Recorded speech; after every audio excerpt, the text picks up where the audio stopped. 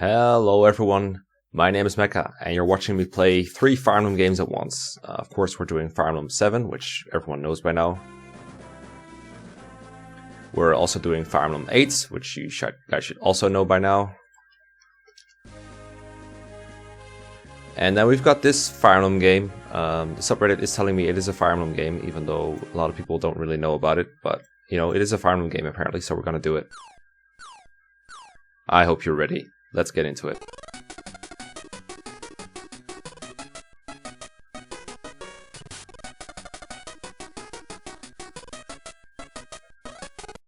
So normally when I play 3 games, I also like to chaotically talk my way through it, which adds an extra task to the many things I already have to do at once. So what I decided to do instead is just play the games without doing commentary, and that way I can kind of focus. But I do want to give you guys something to listen to, so I'm just going to read some Red Quetz fanfiction while you guys watch me struggle through a couple of chapters of Fire Emblem and, well, Fire Emblem and Fire Emblem. So if you've been following Mangs' Let's Play of Shadow Dragon, where I co-commentate with him, I occasionally read from a really bad fanfiction about a guy called Red Quetz who can do anything ever. It's definitely not a self-insert fanfiction at all. So without further ado, this is the part where Rad is kicking the ass of a couple of bad guys, because every scene needs to establish that Red Quetz is awesome. Rad had to give it to him. The man had avoided his magical grasp. In front of him, the man quickly nodded at him and then revealed several rings that he wore himself in his left hand. "Let's see if you can actually hurt me now," the man told him, cynically, and then Rad saw as the man's body was slowly covered with some sort of defensive spell. Everything about the man changed then. His skin tone, his face, everything. Seeing the enemy's concerned-like face as he changed from human to something else, the man went on to explain as he started to approach with his sword in his right hand. "Stone skin, my friend. With it, I am able to withstand even magical attacks. I do hope you graduated with honors in magic from Academy Aloria, cause I did." Rad said nothing, but he was already working on his next action. He reached into one of his satchels and brought out a medium-sized sapphire stone that glowed despite being of dark color, almost black. The stone-transformed man saw it and was surprised at the beauty of it. Never had the druid seen such a stone before. Rad threw the stone to the ground, summoning forth its magical properties simply by thinking in his thoughts. The sapphire stone actually was a cage, containing in it the soul of a long ago deceased beast that Rad's ancestors had felled millennia ago. See, it actually didn't say had twice, but because this fanfiction is so shittily written, I can pretend it kinda did. "I have a girl to save," Rad told the man. "Have fun with one of my pets." The man had actually stopped when he noticed that something was coming out from within the stone. He was too busy staring at the form that was forming out of the dark grey mist that had started to come out of the stone to notice Rad running by him. A dark greyish mist had surrounded the sapphire stone when it had hit the ground, and this mist was taking the form of what the druid believed to be a mighty beast, something he had never witnessed before. When it was finally fully formed, a huge beast of flesh and bone stood in front of the druid, who took more than a few steps back when the beast issued forth a loud roar, revealing many razor-sharp teeth. To the scared druid, the beast had to be something that had been brought out from the depths of hell itself. It was hideous to his sight, full of dark-colored scales and large, fiery red eyes. It had no wings, but spiky plates ran from its head all the way to the tail. At the end of the creature's long tail were many foot-long spikes. The beast was wide, and it stood in its 4 strong legs. The beast's head was actually bigger than the man standing in front of it, so it was a terror for any human to behold. It was Goxira, an ancient type of monster that had lived long ago before humans ever made their presence in the continent. Up above, remaining in the Gon's hand grasp, the archer cried in horror when the beast advanced upon the druid. He fought it off bravely with several spells that he carried with him, but the beast was something out of this world, and too much for him. Millennia ago, beasts such as these had ruled the world, and even the mighty Dragirs that had trouble defeating them in groups. A mere human such as the druid was not a match for it. The Goxira quickly made of the druid lunge. What the fuck? Even though the beast was wide and humongous and weighed more than a ton, it still moved with the agility of a feline.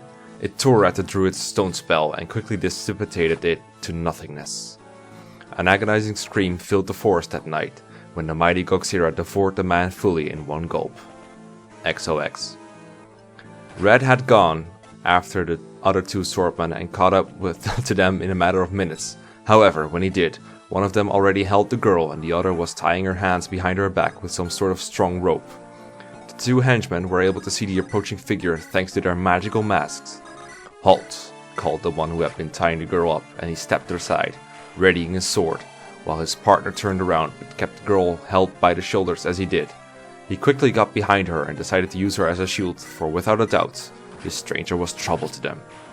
"Let the girl go," Red said, and did stop. He did not want the two men to take rash actions. The two swordmen laughed loudly, and they even traded glances. "Give her up to me, unless you want to finish like one of your partners." Nervously, the two men stared at the figure in front of them. He was not tall, and did not look menacing at all, but there was an aura of great power about him. You could also say that he was stronger than he looked. Rat noticed the other man withdrawing a curved small blade, and he positioned it right in the girl's throat. "Stay back, fool. I will kill this stinking little lagoose if you dare to take another step." The threat made Rat obey, because he did not know whether the man would carry on with his threat. Rat felt confident when he noticed that the man that held the girl started retreating back, as opposed to retreating forward. No, he would not harm the girl. There were two reasons why he wouldn't, and Rat was sure of this.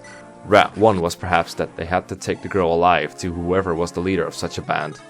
The other was simple and a genuine fact. A Lagoose girl was a bargaining piece that the men could use for their benefit. If they did kill her, they would have no piece with which to bargain with, and they would probably have to fight for their lives and probably lose. The guy holding the Lagoose girl did not like that last thought. It actually says that last thought at all, or last though at all. Take your pick. "Fine, but I cannot allow you to harm her nonetheless," Rat said calmly. "You do know you two will die if you persist in not letting the girl go. In fact, it is already done." Rat held up his right hand and showed them the top end of it, where a ring that was set in his index finger was flashing in a bluish light. Before any of the two could act, they both felt a stinging sensation to their brain, and before they knew what had actually hit them, they both fell to the ground, unable to move at all. If it sounds like the sentences are like really shittily and have a lot of repeating words, that's because it's written really shittily and the sentences have a lot of repeating words. Neither could talk, nor move their arms or legs. Rat had incapacitated them with a paralyzing spell to their brain. They could try and try, but the spell would block their brain signals until Rat ended the spell. Knowing that the two men were down and out for a time, Rat calmly walked towards the much scared girl. "Do not be frightened," the Dragier told her, just to calm her down. "I am not your enemy, I'm here to help you." The Lagoose girl said nothing, but simply nodded. Rat rapidly untied the bonds that held her hands, and as soon as she was free, the girl turned around to take note of him better. She could not see him clearly, for it was dark already. Rat noticed that, after she took a stare at him, the girl turned to see the fallen man. "They are fine," Rat assured her, "but you are not. You are injured. If you permit me, I can heal you right away." The arrow sticking on her back sure hurt the girl beyond any pain she had ever felt. She turned to Rat as soon as he had offered to help her and nodded at him. The fear the girl had at the moment was dying due to the loss of blood, which was much already. She had begun to feel weak minutes ago when she still found herself running away from the pursuers. "It won't hurt a bit," Rat promised as he began digging inside one of his satchels. He brought out a small vial that was filled with a light greenish substance. Rat walked behind the girl and simply emptied the content of the vial in his right hand. With his left hand, he placed the empty vial back in his satchel and then stared at the wound, which bled slowly. Slowly and carefully, he expertly spread the greenish substance all over the wound and even on the arrow. As soon as the substance had touched the wounded area, the Lagoose girl began to feel the wound healing, the pain going away. Rat pulled out the arrow without the girl ever knowing it. She still thought the arrow was sticking out and that a painful pull would soon ensue. But Biz was a Lagoose dragon, and Lagoose did not like to demonstrate weakness. She would endure the pain if it came to that. The Lagoose girl stared curiously at Rat when he walked up beside her, holding the arrow, which was visible thanks to a lightning ring that Rat had commanded to shine. Let me turn the page real quick. "It is done," I do hope I made good on my promise. The man tossed the arrow to the ground, while Biz made sure to take a good measure of him now that he was visible. He looked all human to her, and she felt sort of embarrassed and scared at the same time. Ewan and Laguz did not like each other, so why had this man cured her, let alone save her from his own kin? Biz nodded at the mysterious man, unable to act in another way. Rad had noticed that she had lowered her head in a shy way. Perhaps she was scared, but he perceived that she was grateful nonetheless. "Thank you for your help," the shy girl finally spoke, though by doing so, she felt that her legs were trembling. Her trembling was due to two things. One was that she was very weak due to the loss of blood, and the other was because she was scared of this man, even though he had helped her. To Biz, he was simply a man, one that her kin hated to Biz, he was simply a man, one that her kin hated to the death. By then, Rad already knew why the girl was acting shy and scared. She was a Laguz after all, and the races of humans and Laguz had never really liked one another. I'm glad that he's making sure we understand this. Rad lowered his head a bit, realizing that to the girl he was just a simple human, and perhaps she hated him despite Rad having saved her. Rad felt stupid wearing this human disguise, but he could not do anything about it nonetheless. If this little girl saw his true form, she would surely hate him more for it. But both of them were mistaken, only they did not know it. Biz actually felt grateful for what this man had done to save her, and Rad did not really hate her in return. Even though my potion helped with the wound, Rad explained to her, tossing his negative thoughts away, it certainly was not a strengthening potion. You must feel rather weak. A loss of blood was much by what I saw.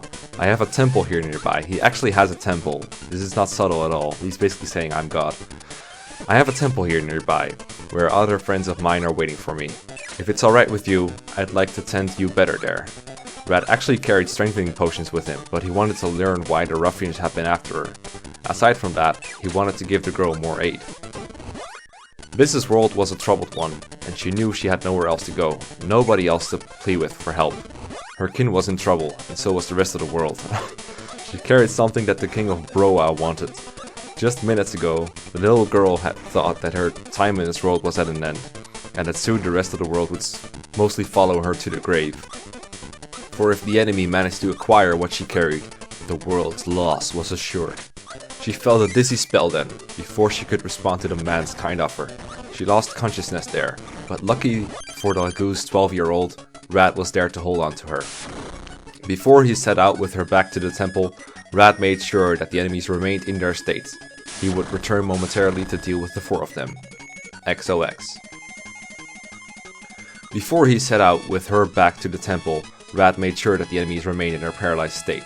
He would return momentarily to deal with the four of them, and yes, he really did write that twice. With the Laguz girl unconscious, Rad was able to transform into his other human-like form, where he had the use of his wings. Flying through the nightly sky as he carried the young Laguz, Rad believed that she would soon recover, and perhaps she would be kind enough to let him know why those men had been after her. He arrived at the citadel in a few minutes, but like always decided to land out of view. He did not want his students to know about his true nature. Moments later, he knocked at the door, and this one was answered after 15 seconds or so. "Master, Yuli started to say, but when she saw that her master carried a young girl in his arms, she simply stared at her. She put a weird expression on her face when she noticed that the girl was a Laguz. Rad did not see Yuli's expression, nor did he care. He simply walked by, as he said. "She needs attention. She's weak," he said. By then, Freyr and Iggy started coming out of the kitchen area, fast enough to catch Rad going by with the girl. "What was that about?" Freyr asked Yuli. "I think it was a Laguz girl," Yuli told her, and she seemed hurt. "What?" Iggy was surprised. "A Laguz girl?" They were all as surprised as Iggy was, for humans did not like Laguz that much. Even good old people, such as the students Rad taught, felt uneasy near such a beast. Ether and Yogurt joined with them then. He's back. Yogurt is back. For the two students had wanted to check out all the commotion. They were also briefed, and all as one they headed to where the master had gone, wanting to find out why he had brought a Laguz girl along with them. They found him inside of his very room. The door was open, so in the group went. They saw as they entered that Rad was already tending to her, pulling a white blanket over the girl's body. They approached him slowly, not wanting to startle him, although they all knew he knew they were there. I ran into her in the forest when I was searching for twigs, Rad explained without stopping his work on the girl. 5 men were after her. I was able to save her. What happened to the man? Freya was quick to ask. Rad turned to her, then, and stood up, eyeing all of them one by one. I neutralized them, although I had to get rid of one. Listen to me. He grabbed a hold of Freya's delicate shoulders with his hands. Freya was the one closest to him, and so Rad went on to grab her. Take care of the girl. Look after her. I still have to return and deal with the other 4, whom I left neutralized. I will be back shortly. Rad then extracted the small vial that contained a blue liquid inside. The ones who caught eye of it knew that it was a potion of strength. Give this to her when she wakes up, Rad instructed her, as he gave her the potion. Freya nodded quickly as she took it in her hands. Master, can I go with you? Ether was eager to go and aid his master. Rad quickly stared at him. He shook his head at him, and Ether lowered his head in shame. It could get dangerous, Rad lied. A rare thing he did. I want to know why they were after her. After that, I believe I will have to take them into custody to the closest garrison. So I won't be back soon. It could take me half the day of tomorrow. The girls need your help here, Ether. Yours and Yogurt's. The citadel is under your command now. To finish off, Rad touched Ether on the shoulder soothingly. You up for it? Ether nodded at him immediately, his smile returning quickly. And you, Yogurt? Rad asked of him. Yogurt nodded as well. Well done, Master Rad smiled at them. I must get going, and he started off. Excelsior. Nah, just kidding. Master, Yuli hollered as Rad started to storm out of his own room. You haven't even tasted a bite. Won't you at least carry something for the road? I'll be okay, Yuli. Rad stopped at the door and looked back at her. It's not the first time I go out without food. It was true. Rad had mentioned several stories where he'd gone out to explore without the use of carrying food. What the fuck, the use of carrying food? He would find something along the road. Rad exited the citadel shortly after, and he arrived at a spot where he had left the 2 men paralyzed. They saw him arrive, for they were just paralyzed, not unconscious. Rad took the liberty of tying their hands behind their back with the same rope that they had used on the girl. After he had done so, he ended the paralyzing effect, speaking to the ring in murmurs. The 2 men wanted to threaten him, or at least say something, but after having seen how fast and easy he had neutralized them, they simply followed his every order. With those 2 walking beside him, Rad was able to return to the spot where he had thrown his sapphire stone. The mighty beast was still there, sitting and intently staring at the archer, who was trapped in the Gon's hand magical hold. Yes, the Gon's hand magical hold. The 2 men that had come with Rad slowed down and eventually stopped, after seeing the mighty beast ahead. Rad noticed that the first man he had laid out cold with a punch was still out of it. Nonetheless, he was alive. Relax, Rad told the pair of prisoners when he noticed their anxiety. It won't hurt you unless you threaten it. Well, what is that? One of them asked, full of horror. They got no response, but Rad spoke something that they did not understand. Moments later, the mighty Xoxirala turned to his master and laid down on the forest floor, as if it was a dog. Rad had instructed his pet to lay down, no shit, and rest a bit, and not to mind the ones with him. Seeing the beast obeying him, Rad then nodded and said to the men, Don't attempt to escape. The beast will be upon you in a matter of seconds. If you don't wish to die a horrible death, I'd keep still. The archer, knowing he spoke the truth, assisted him and told her companions. He tells the truth. The beast swallowed Frick in one gulp. Rad turned towards the archer and said, I will release you from the spell if you cooperate. If you don't, then I can make that hand go back to where it came from, carrying you along for the ride. Believe me when I say it won't be a fun ride. You will be sent right into hell, and this is capitalized, where you will suffer a much worse death than your partner did at the hands of my pet. Loon, which is apparently the archer name, had heard of such a place, the land of morphs, or demons, as they were known in Fedoria. Gulping hard, Loon trembled in fear. What do you want from me? The archer said, almost crying. Just the truth, information as to why you lot were after the Lagoose girl, nothing more. Luna stared at her companions, who lowered their head. Rad turned to stare at them too.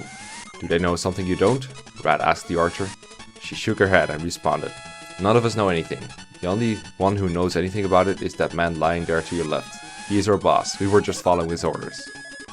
Rad carried an amulet that could let him know if a person was lying to him or not. Satisfied, he decided to tease the girl a bit. Why do you lie to me? I didn't lie, it's the truth, I swear. I carry many magical items with me, Matt said, his face and tone of voice very serious. One of them tells me you are lying. No, I swear it's the truth. Bio knows, wake him up and you'll see. Off to hell with you, Rat shouted, and he ordered the hand to return back to its plane of existence. The two men only watched in shock as the hand disappeared from view, along with the archer, who issued forth one last shout of horror. She told you the truth, one of the men shouted. Rat turned back to face them. I know, he smiled at them. You guys need to loosen up, start having more fun. Rat then summoned the hand back to the living plane. The archer, obviously agitated and scared, was breathing hard, a look of pure horror on her face. Rat ended the spell and the archer fell to the ground from 15 feet up, landing on her feet but staggering to the ground as soon as she hit. She remained laying down on top of the forest floor, which was filled with leaves, dirt, rock and twigs. Rat approached her and offered a hand to help her up. Sorry about that, I was just teasing you. Now tell me you are not afraid of death. So if you found that hard to follow because you couldn't really pay attention to more than one thing at once, now you know what I'm going through. Thanks for watching, let me know in the comments what you thought, leave a like if you want, and I'll see you next time. Bye.